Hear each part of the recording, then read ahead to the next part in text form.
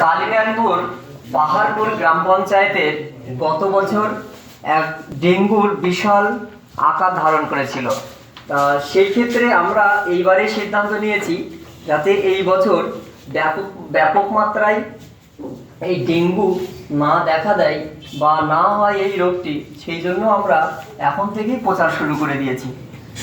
তা এই জানুয়ারি মাস ধরে আমরা প্রতিটি বিদ্যালয়ে প্রচার অভিযান চালাচ্ছি, যাতে করে প্রত্যেকটা ছাত্রছাত্রী, অভিভাবকগণ আমরা তাদেরকে বোঝাতে পারি ডেঙ্গু রোগটা কী বা কেন হয়, এর প্রতিকার কী, বা এই রোগ যাতে না হয় তার জন্য আমরা কি কি করব। প্রথমে আসি, ডেঙ্গু রোগটা কী। ডেঙ্গু হচ্ছে ভাইরাস ঘটিত রোগ, মশাবাহিত রোগ, মশার কামড়ে হয়। এডিস মশা যদি কোনো আক্রান্ত ব্যক্তির কামড়ায়, সেই কামড়ানোর পরে ও যদি আরও সুস্থ ব্যক্তির কামড়ায়, সেই ক্ষেত্রে সেই সুস্থ ব্যক্তিদের ডেঙ্গু রোগে আক্রান্ত হয়। এইভাবে রোগটা ছড়ায়। আর এডিস মশা হচ্ছে জমা জলে ডিম পাড়ে।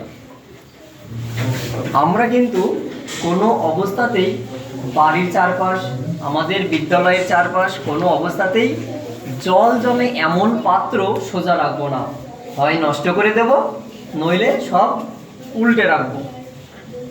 সবার মনে থাকবে।